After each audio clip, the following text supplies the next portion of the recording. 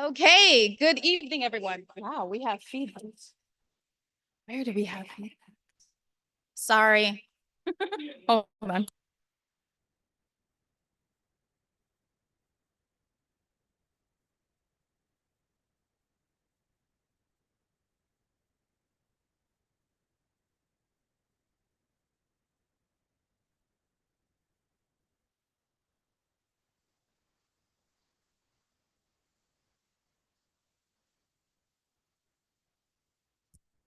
Let's try it again. Good evening, everyone. I'm Amy Joy. Welcome to Art in the Basin. All right. This is a live cafe. We are here at Mona More Coffee and Wine, and we are celebrating 8 years of Art in the Basin fun. That's right.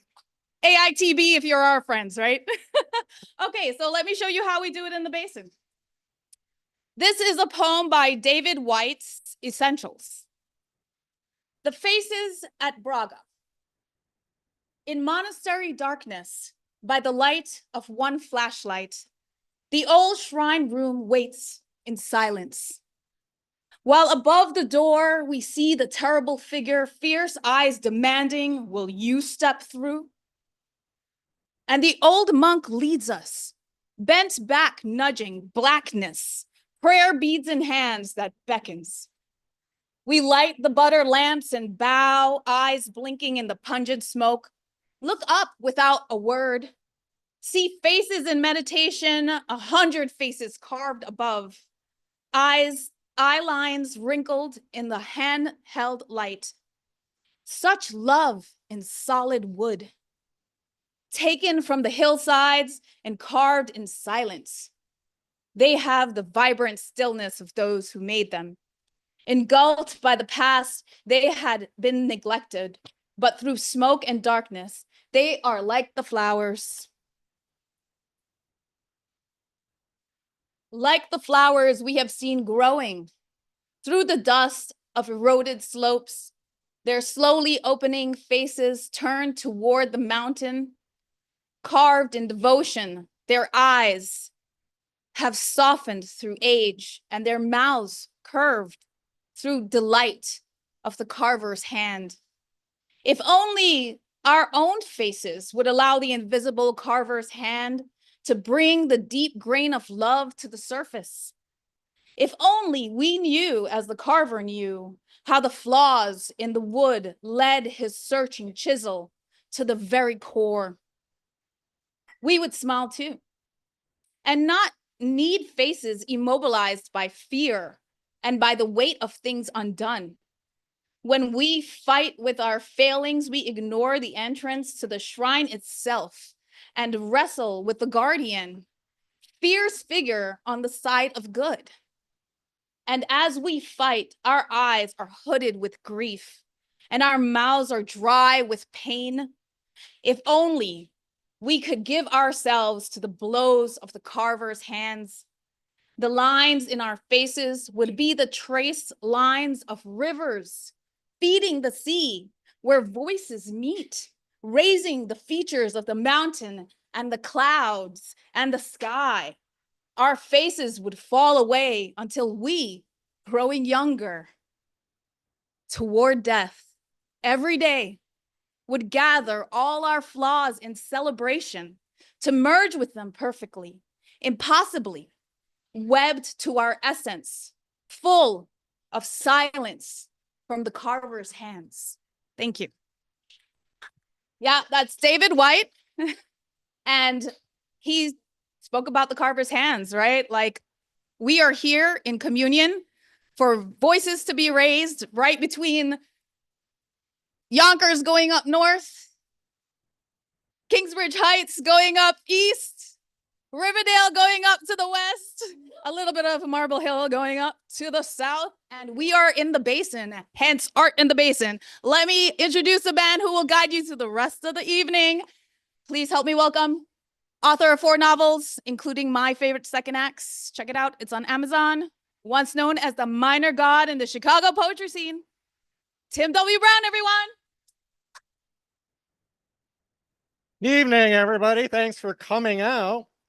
It is April 1st, April Fool's Day. I'm sorry, I don't really have April Fool's joke or prank to play on anyone, although we do have a humorous stand-up comic later who will do some humorous April 1st-esque sorts of things.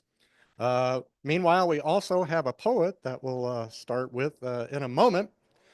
Just wanted to announce and remind you all, if you didn't already know this, April 2025 marks our 8th anniversary of existence at Art in the Basin. We started here in 2017 in April, right here at Monomoore Coffee and Wine. This has been our home base for 8 years, and we're grateful for them to have us here. And we're grateful for the service we get here tonight. And please order copious amounts of alcohol, caffeine, food, and/or a soft drink, if you will, and make sure to tip your servers heavily. What about April? Oh, besides it being our anniversary, it is also National Poetry Month. Right, April. It's also the cruelest month, according to T.S. Eliot, which, if you look at our weather out, it may actually be a truism that April is the cruelest month. Anyhow, so we have that going. We are live streaming on Zoom tonight. YouTube via Zoom, I think. I'm a little uncertain about the technology, but it will be broadcast on YouTube live. And as well, it will be, of course, saved to the YouTube universe, and it'll be able to be watched at your leisure in the future. What else can I say? Well, April not only marks our anniversary, and, you think of birth and rebirth and things like that. It's also around the beginning of the baseball season, right? So the baseball is renewing this month. In fact, I think it even started last month at the last couple of days of March, but I thought I would read a poem by the 20th century modernist poet, William Carlos Williams, who was based right over across the river in Paterson, New Jersey. He's known for being kind of a minimalist poet, unlike the April is the cruelest month guy, T.S. Eliot, who was very verbose. But William Carlos Williams never let a spare syllable go by without some meaning in it. This is called The Crowd at the Ball Game. The crowd at the ball game is moved uniformly by a spirit of uselessness, which delights them. All the exciting detail of the chase and the escape, the error, the flash of genius, all to no end save beauty, the eternal. So in detail, they, the crowd, are beautiful, for this to be warned against, saluted, and defied. It is alive, venomous. It smiles grimly, its words cut. The flashy female with her mother gets it. The Jew gets it straight. It is deadly, terrifying. It is the Inquisition, the revolution. It is beauty itself that lives day by day in them idly. This is the power of their faces. It is summer. It is the solstice. The crowd is cheering. The crowd is laughing in detail, permanently, seriously, without thought. William Carlos Williams, everyone, a local poet, as it were, if you consider New Jersey a local place. It is right across the river, by the way. Not from here, but a little further up the river, like, from Yonkers or something. But anyhow, oh no, it is directly across the river from here, and it's not across the river up by Yonkers. Never mind, I got my geography screwed up. Speaking of geography, I hope one of these days that I'll become known as a minor poet in the New York poetry scene. Yeah, well, minor poet, minor god, same thing. Well, let's hear from our first featured performer tonight. Nicco Diaz is a queer Afro-New Rican poet, playwright, teaching artist, and cultural entrepreneur representing the Bronx and East Harlem. A first-generation graduate of Cornell University and former chief of staff of the Nuyorican Poets Cafe, Nicco published his debut poetry collection, Una Chin Chin, in August 2024. And he does have copies of his book available. And what better thing to do during National Poetry Month than buy a collection of poetry straight from the poet. Everybody, Nicco. Yeah. Thank you, Tim. Oh, man. Appreciate the introduction. It was great. Hi, YouTube. All right, there's my camera. What's good, everybody? My name is Nicco Diaz. Happy to be back in the space to share some poetry with you guys today. Today. I don't know. I just had a seizure. But yeah, I'm excited to be here back in Monomore. This was honestly, I remember the first time I performed with you guys and featured was up when it was in like 191st. Wahiza. That it was like an interesting confluence of like coffee and cheese. It was great. Yeah. But no, it was great to be back. And fun fact about that was my first paid gig. So shout out to Amy for doing it up for poets, starting them off on their professional journeys. So it's really special to be back here because I started performing during the pandemic and we've come a long way. It's been a crazy adventure since that time, between those 3 years about. Just released my debut poetry collection, Un Chin Chin. So I'm going to read a little bit about that later and read a couple poems. They're for sale, $20, self-published. And actually the first 250 I made by hand, book bound. Yeah, so I'm doing these special orders. So if people are interested, I'm down to make them. They're a little bit pricier than the $20, but this is the book. And yeah, it's National Poetry Month. And you read a springtime poem about baseball. And in my head, I was like, oh, I know what he's gonna read. And you took a left turn there for me. So I'm gonna read the poem I thought you were gonna read of, which is one of my favorites, which is Casey at the Bat. Everybody know Casey at the Bat? Familiar with it? It's a fucking classic. So we're gonna read it, and this is one of my favorite poems. Casey at the Bat by Ernest Lawrence Thayer. The outlook wasn't brilliant for the Mudville Nine that day. The score stood 4-2, but one winning inning left to play. And then when Cooney died at first and Barrows did the same, a silence fell upon the patrons of that game. A straggling few got up to go in deep despair. The rest clung to that hope which springs eternal in the human breast. They thought, if only Casey could get a whack at that, we'd put even money on it now with Casey at the bat. But Flynn preceded Casey, as did also Jimmy Blake, and the former was a Lulu and the latter was a cake. So upon that stricken multitude, grim melancholy sat, for there seemed to be but little chance of getting Casey to the bat. But Flynn let us drive to single, to the wonderment of all, and Blake, the much despised, tore the cover off the ball. And when the dust had lifted and the men saw that had occurred, there was Johnny safe at second and Flynn a hugging third. Then 5,000 throats and more, there rose a lusty yell. It rumbled through the valley, it rattled in the dell, it knocked upon the mountain and it recoiled up the flat. For Casey, mighty Casey, was advancing to the bat. There was ease in Casey's manner as he stepped into his place. There was pride in Casey's bearing and a smile on Casey's face.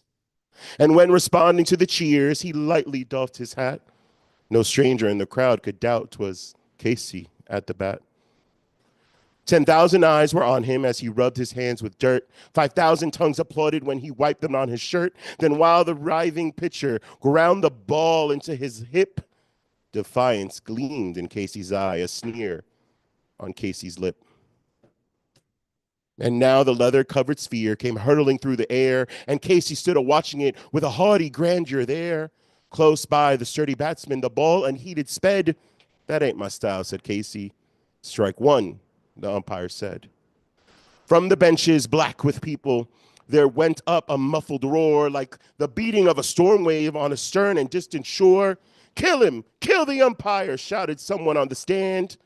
And it's likely they'd have killed him had not Casey raised his hand. With a smile of Christian charity, great Casey's visage shone. He stilled the rising tumult. He bade them let the game go on. He signaled to the pitcher, and once more the spheroid flew. But Casey still ignored it, and the umpire said, Strike two. Fraud, cried the man in thousand, and echoed across the fraud. But one scornful look from Casey, and the audience was awed. They saw his face grow stern and cold. They saw his muscles strain, and they knew that Casey wouldn't let that ball go up again. The sneer is gone from Casey's lip. His teeth are clenched in hate. He pounds with cruel violence his pad up on the plate. And now the pitcher holds the ball, and now he lets it go. And now the air is shattered by the force of Casey's blow.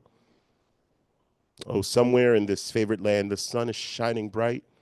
The band is playing somewhere, and somewhere hearts are light.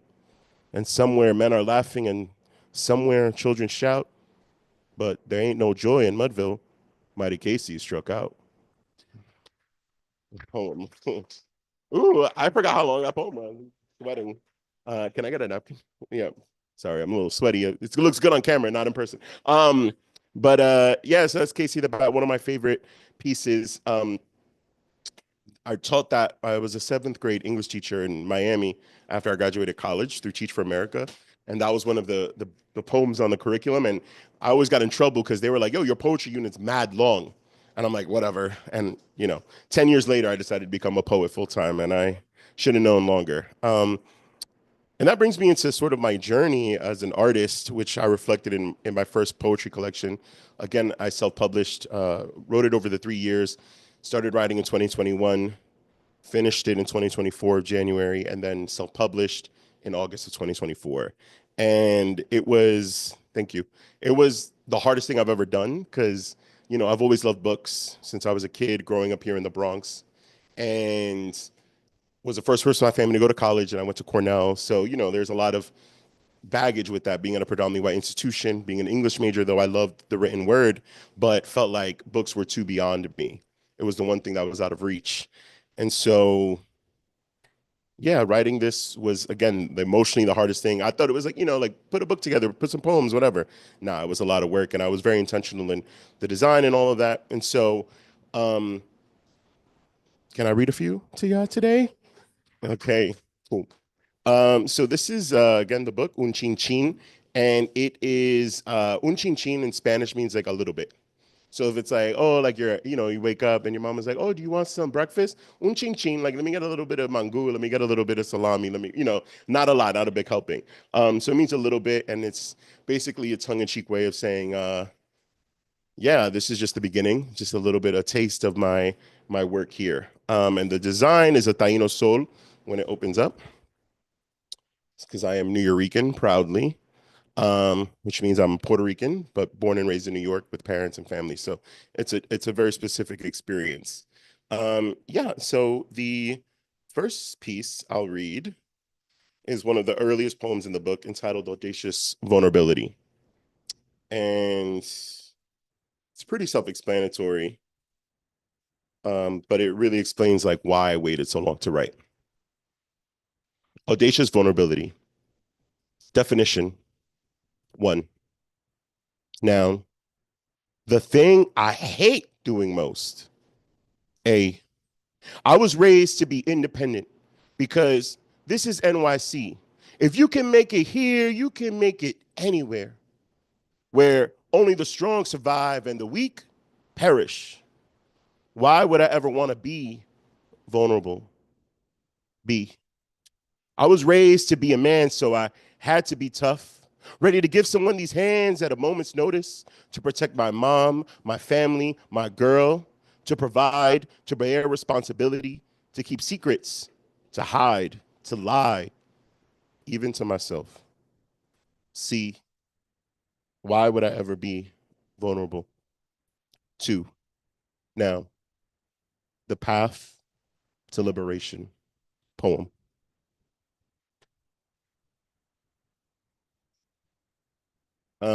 And so, yeah, this book is really about me, like, reclaiming my voice, really learning to identify as a writer for the first time over the years, and embrace that journey. And, I would always write, but never think I was a writer per se, and then started just performing poetry and getting back into it.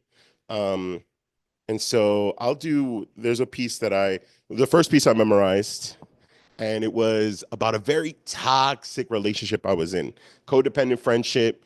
And I'm gay. So like sometimes you blur the lines with friends and you end up in situationships and it's like we're not dating technically, but there's still feelings there. And so when you have that messiness, what did you do? And so my goal was to first, I gotta stop being in denial about what this is and get into it. So this captures the feelings. The poem is entitled Force. Force.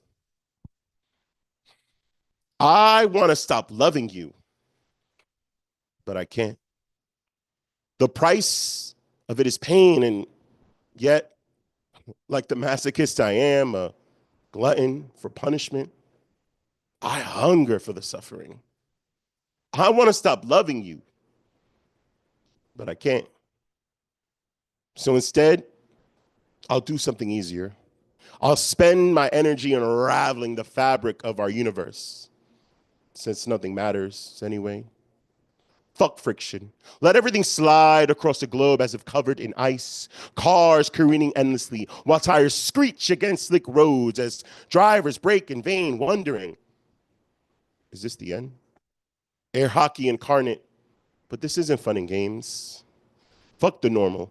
Ain't nothing normal about us. Fuck the electromagnetic. Let positive be negative. Let negative be positive. I'll switch the poles of the earth. Let compasses dance zizzingly about, causing travelers to wander, to be lost, to seek out the light of stars that have long since died, whose lights have blown out like candles on my birthday cake. Yo, fuck gravity. I'll kill the tide, release the moon to free fall into Mars, playing marbles with celestial bodies. Let everyone fall off this miserable rock into the cold embrace of space. All of this seems easier than forcing myself to stop loving you. Poem.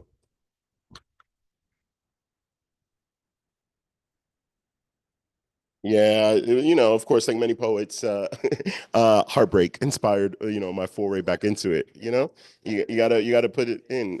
Is that why April's the cruelest month, Tim? Is that why April's the cruelest month?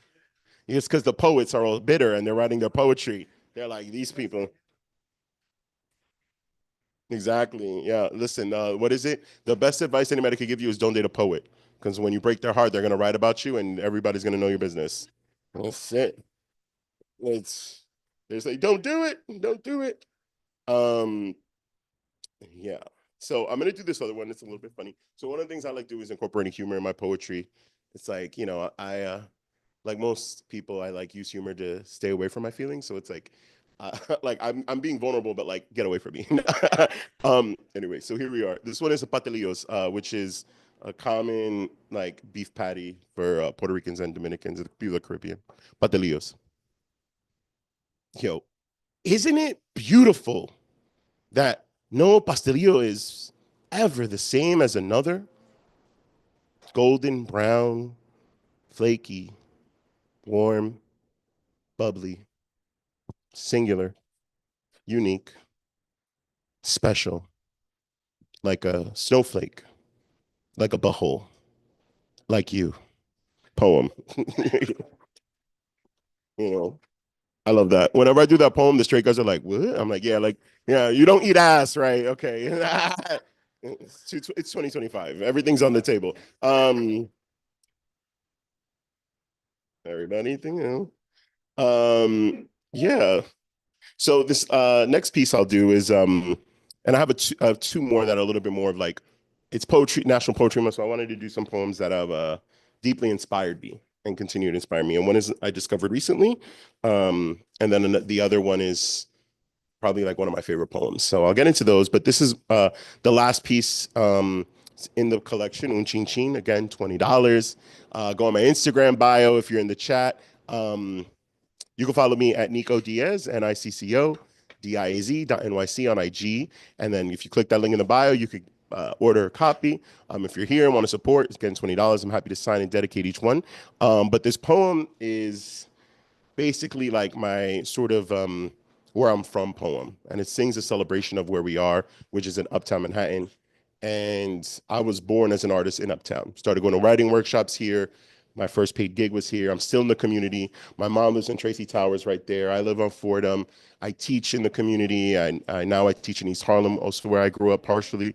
So it's amazing because so much of what being an artist, you know, sometimes as a poet is like get an MFA, leave your community to be an artist. But to be a writer, I was like, why should I have to leave my community and do the community organizing work that I want to do when I'm here already? I can just roll up my sleeves and start teaching, applying my skill sets there and doing all that work. So without further ado, oh, Uptown.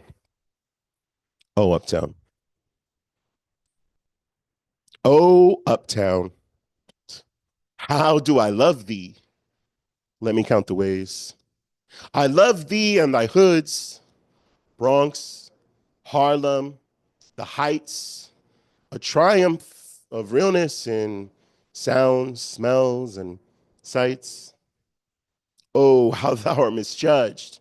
Yet you do amaze for beating all the odds and doing so with grace. I love thee for thy slang, dead ass, mad, no cap, Brick City, son, yo, I'm OD tight. My guy say with that chest, fuck out my face. I love thee for thy vibes, teteos y coros, bright flashing lights, milky clouds of hookah smoke, dembo booming, perreo, ay. True tesoros. Here, we honor our cultura, our kinfolk. Yo, our love is lit. Our love cannot be deterred. So without further ado, can I get a year?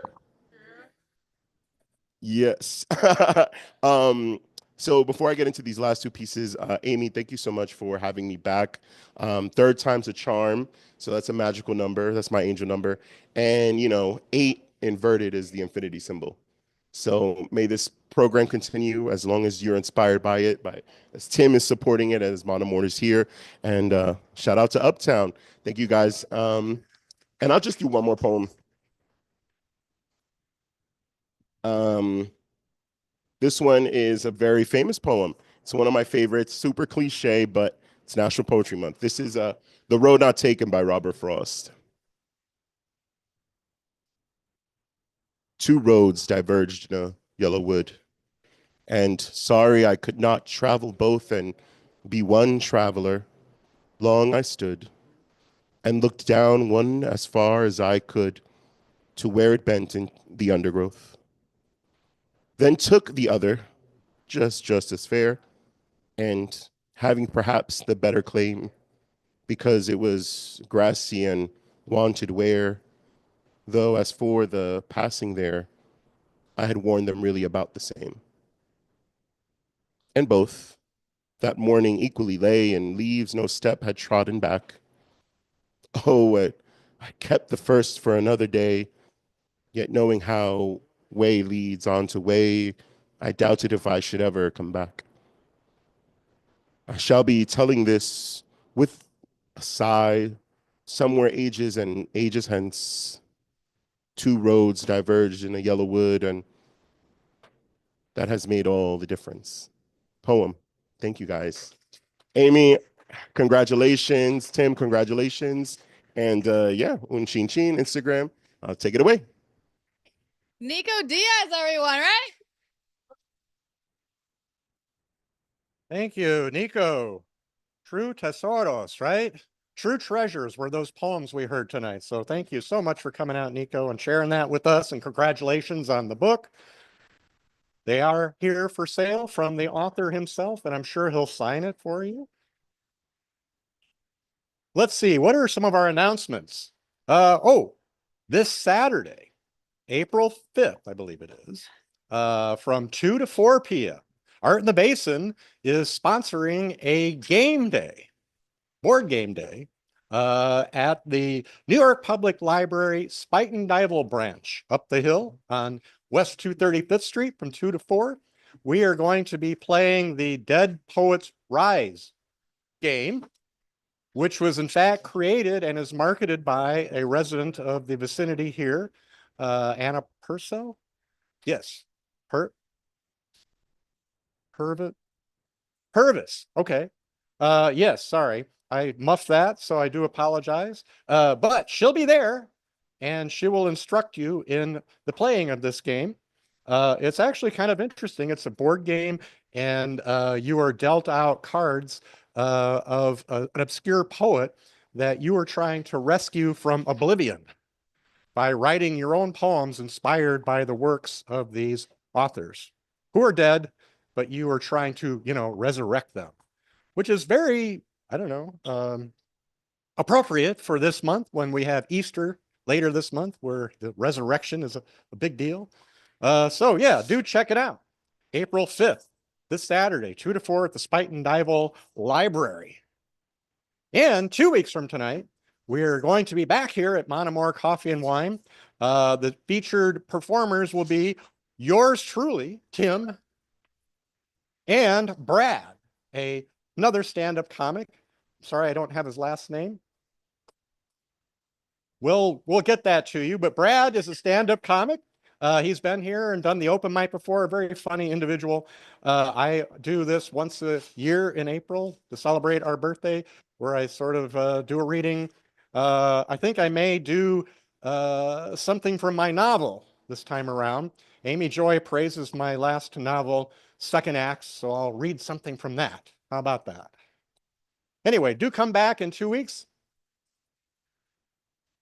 Mislow. Brad Mislow. So do come check him out. Check me out in 2 weeks. Well, let's move on with the program tonight. We'll bring aboard next a very funny guy who's been here several times before. Yes. Open mic? Are we doing open mic now? Oh, okay. And then we're going to get to our, okay, well, all right. Yeah, you can see how well I take direction. Let's see. I don't have a list. Do we have a list? We don't have a list. Okay. Okay, I do want to apologize to anybody who normally comes to the hybrid open mic. The Zoom room is closed for the month, but we want to hear the voices that make us keep coming back to the basin in this room. Who's ready to do open mic in this room? Anyone? Anyone? Yes! All right, let's bring up Eric. Eric, another funny individual. He's doing some music tonight. It will crack your asses up. I promise. Music, Semi-music. I'm just sneaking in a little bit of the because I do. Okay. And also, this is something I never do something that I just wrote. I always give it a few months before I do it, but I'm doing it this time. Okay. And we'll see what happens. I think I'll just take it and I'll just read and then I'll put it down. So I think I need to look that way, right? I'm getting smarter as I get older. I'm very happy to report. So when you write your own songs, there's always a danger that you're just stealing somebody else's stuff. So if you happen to recognize it and say, oh, I know that somebody else did it and you stole it, wait till I finish before you tell me. So I don't burst my bubble quite as quickly as you would otherwise.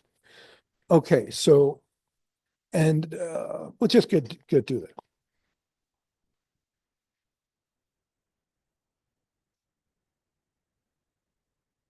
Wake up in the morning, another night alone. Wish I was back sleeping in my own home. Open up the window to get me some fresh air. Why is it always so cold out there? It's way too early not to go back to bed with all these voices screaming in my head. Then I remember exactly what you said. No escaping, there's trouble dead ahead. No escaping, there's trouble dead ahead. Excuse the inelegant pause here. Sorry about that.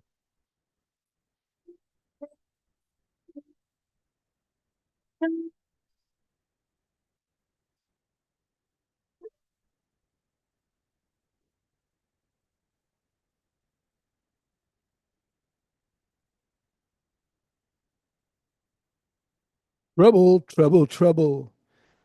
No matter how I try, trouble keeps sniffing and coming back for me. Excuse me, I goofed that up. In a few more years, maybe I'll find myself some peace. Till then, I'm just begging, please desist and cease.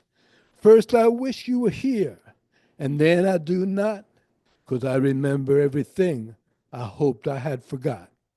You changed the lock, so I threw away the key. Why does so much bad stuff keep happening to me? I didn't really do everything that you think. There's no hot water running here in the sink.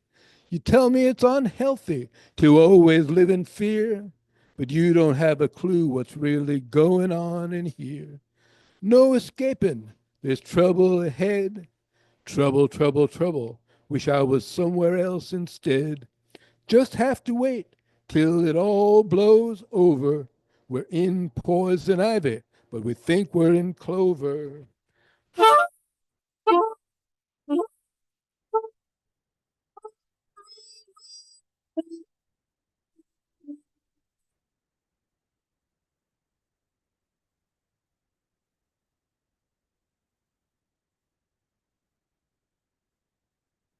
Sometimes I wonder where the hell you really are. 'Cause it all started one crazy night in a bar. You told me you were who I wanted you to be. It took me half a dozen years to begin to even see. We're just at the beginning. We're nowhere near the end. Someday I might find a better message to send. Trouble, trouble, trouble keeps hounding me. Nothing but trouble. That's all I see. Trouble keeps on waving, waving hello, when all I want is for trouble to go. All I want is for trouble to go.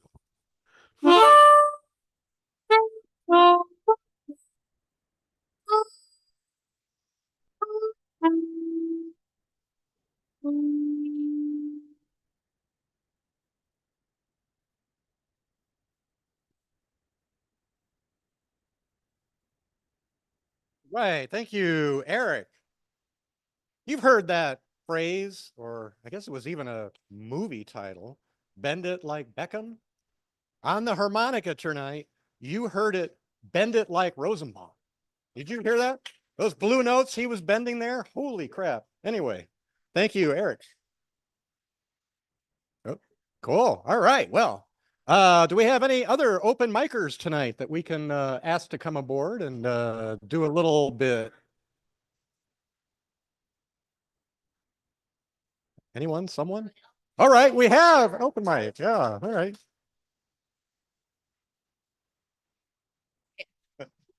All right, I'll tell a couple jokes. Does anyone have anxiety? Yeah. All right. That's it. I'm the joke. Does anyone actually wear a ski mask for skiing? It should really be called a burglary mask. All right, that's all I have. I did not prepare anything for tonight. All right. Thank you. Claudia. Thank you, Claudia. That was Claudia, by the way. Thank you, Claudia, for having shared those poems or jokes with us. Cheese days. Yeah. I know the Spanish for joke. Cheese steak. Anyway, speaking of jokes, are we ready now to have our next performer up here? Before we do, however, let me just remind you of our social media connections. We are Art in the Basin on YouTube, which is where we are live streaming now. Our YouTube channel, Art in the Basin. On Instagram, we are Art in the Basin. And on Facebook, we are AItB Art in the Basin. So please do become our friends. We need more friends because, we're lonely up here in the Bronx. And we'd love to have you join us at future events. We do this every other Tuesday, and we let you all know about what's happening via our social media and a few other sort of listings here and around town. Anyhow, let's bring up the return of the son of Clyde. Thank you. Hi, I'm Reba McIntyre, and welcome to Jackass.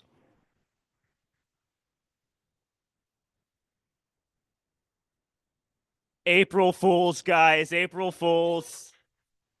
I'm not really Reba, I'm sorry. But I am here today to ask the hard-hitting questions. Like, what the fuck is ranch? And why would anyone ever want to eat it? Why is there no English word for mustache? Why can't men be named Carol anymore? Why is it that in this day and age, 2025, the only female president we ever had is still Gina Davis? And probably the most important question on everyone's mind, is it pronounced Tarzan or Tarzan? The world may never know. Well, I don't mean to get too heavy or anything, but I guess I'm the only one brave enough to say it. Yeah, more like President Chump.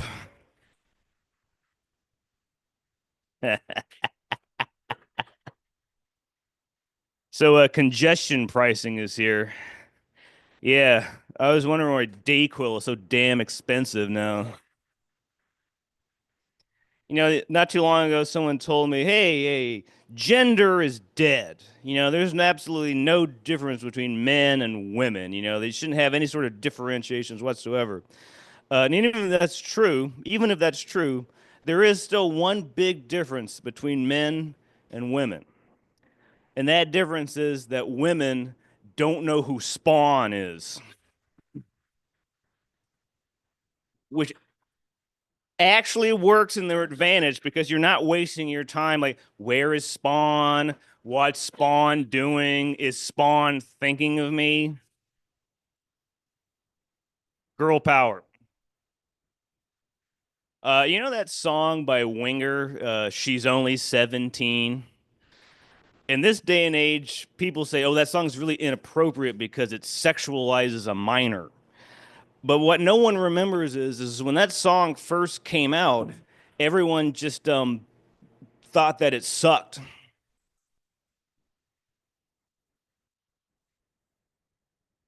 So Glenn Ross is back on Broadway, guys, with a great plays back up Glenn Ross. But for years before this, there was an off Broadway production that was a little bit of an adaptation. It was called Glenn Headley, Glenn Danzig. And it had the great scenes, you know, like my favorite scene is like, you talk about the Nazis in Europe. No, fuck that. Someone come in your house, breaking your rice bowl, cocksucker. Right. Or everyone's favorite scene, coffee is for closers.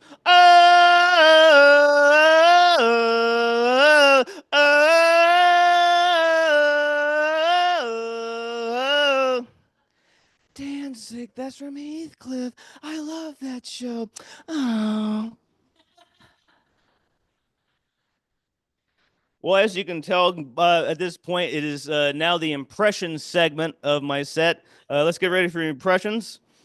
Oh, you know, you have psychic powers. Yeah, I know. So to start off, this is my impression of a kid doing an impression of an adult. I don't care what anyone says. I think Sarah Jessica Parker is an attractive woman. Thank you. And while we're on that subject, you know, a lot of people don't know this. My favorite TV show of all time is Sex and the City. And would you guys like to see my impression of the show Sex and the City? Yeah. Honey, Miranda, please. I was in Police Academy, the first one. Also, my vagina. Now, everyone's favorite intimidating British actor, Jeremy Irons. We had joy. Oh, but we had fun.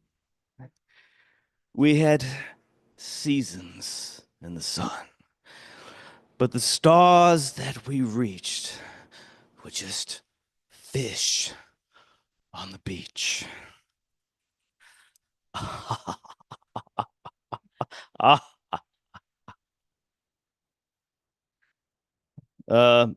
Bob Dylan in Jurassic Park.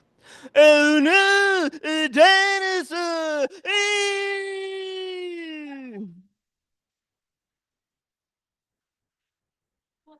And this is the one all the kids are talking about, and it's appropriate because it's National Poetry Month.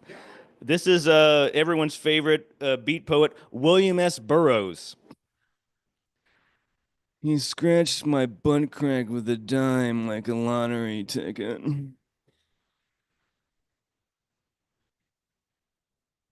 He didn't win anything. And now to close out the impression segment, I'm going to need someone from the audience to assist me with this. I need some audience participation. Anyone who's willing, please. Oh yeah, okay. Because I think you love this bit. Because I think you're a big fan of the show Green Acres, right? Oh yeah, I've read part of that book. Yeah. So all I need you to do is read this line, and I will do my impression of Mr. Haney from Green Acres. Oh, you had to be on camera. This is being shot. This is a movie. This is the third Muppet movie. I'd like to buy a bagel with lox. A bagel with lox. Suppose a feller need a key to eat one of them. Thank you.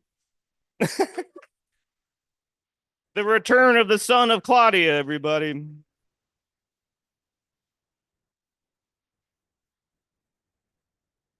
You know who gets a bad rap? God.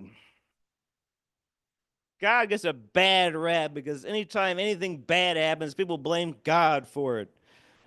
Why did God let me get divorced? Why did God let my house burn down? Why did God allow me to lose all of my money? And I say to these people, did it ever occur to you that all of these things might be your fault? And they say, no, God guided my hand in every decision that I made. God controlled my actions.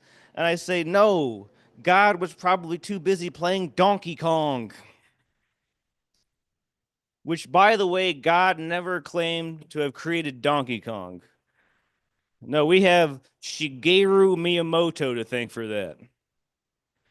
So the next time you find your life in a smoldering pile of shambles and rubble, don't blame God. Blame Shigeru Miyamoto. Because like life, Donkey Kong is really fucking hard. And it's recently occurred to me, like in the 21st century, people just don't want to be happy. They legitimately go out of their way to not be happy. You know what makes me think that? Podcast. Because I've listened to a few podcasts, and all they are like two or more people sitting around for 90 minutes saying how much they hate the movies Return of the Jedi or Ghostbusters 2. Which I don't understand because both of those movies are fucking amazing. You know what people like to shit on now in newer podcasts? The song Shiny Happy People. And I'm like, well, if you hate that song, how will you ever become a shiny, happy person holding hands? So the subway's crazy, am I right? Have you seen this? I took the subway here earlier today. Even though I live a block away, I took the subway and we just go with it. And it was a crowded car, too, totally crowded car, completely full.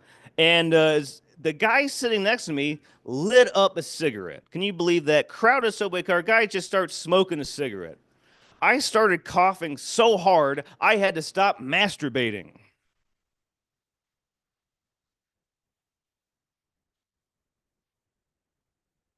So I don't watch the news anymore, guys. I do not watch the news. I find it very, very upsetting. And I can't even remember when, but the last time I watched the news, do you know what they said? They said, don't turn around. Uh-oh. Bill Cosby's back in town. Uh-oh. And I don't know why they said it that way. I thought that was very inappropriate. So remember like when you're a kid and you're really, really into something and no matter what, your parents just can't get it. They just can't understand this thing you really like. I remember one time I was watching TV and my dad came in the room and he said, what are you watching, Beavis and Garfield? And the only way I could respond was, yes, father, Beavis and Garfield. 'Cause that's the thing, Beavis and Garfield. But as it turns out,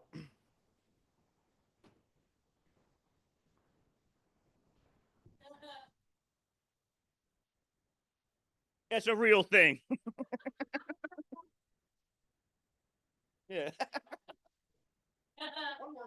Oh, yes. Let's put that in the new Muppet movie. Beavis and Garfield.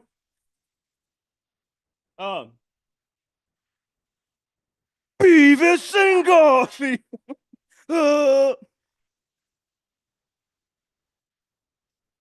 Well, if you enjoyed my set, I will be performing at Logan's Run tomorrow at 8 p.m. in Brooklyn. And I will have very special guests Jim Carrey and Leanne Rimes.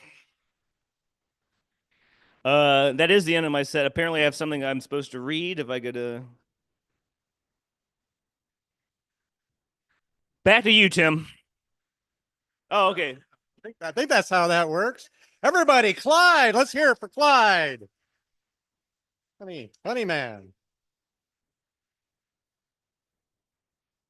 Well, anyway, again, we're Art in the Basin. That's Amy Joy. She's the host with the co-host with the most. And I'm, Tim W. Brown. We've been here for 8 years. We'll hopefully be here for another, I don't know, indefined period of time. We haven't yet reached our peak or our conclusion yet. So do come back. We're here every other Tuesday, except in the summertime when we take a break. Anyhow, let's turn it back over to Amy Joy and Clyde. We have a tradition here at Art in the Basin of doing what I have come to call the benediction, where we all sort of recite something together. And Clyde? Got it. Okay, so Clyde's going to read the poem. It's an Amy Joy poem. Oh, yeah. This is a Muppet movie. The purest kind. Lead, love at the helm. Take me to an unseen realm. In it I'll dwell under sacred spell, waving until your gaze sets still. Love, lead the way. Beautiful. And I forgot what I'm supposed to say. All right. Prompt us. 1, 2, 3. All right. So we're all going to invoke on the count of 3. Let love lead. All right. So repeat after me. 1, 2, 3. Let love lead. Thank you, everybody. Thank you, Nicco. Thank you, Clyde. Thank you, Tim W. Brown. Let's hear it for our host, right? All right. 8 years. We started doing featured performers because, yes, the open mic was silent for a bit and I wanted to fill the space. We have been so fortunate to find these amazing, talented voices right here in the Basin. Well, part of the Basin, but in the Bronx, in New York City. And that's where we are right now, Monomore Coffee and Wine. Jeff and Yahira, the Monomore Coffee and Wine staff. Aren't they amazing? And the food is really good. Also, I want to say that we talked about the carver's hand, but really, we are the carvers of our own lives. And we are etching each minute with our thoughts, with our words, with our behaviors. And I want us to put the best behavior first. So say these 3 words with me in this order: lead, let, love. En toi.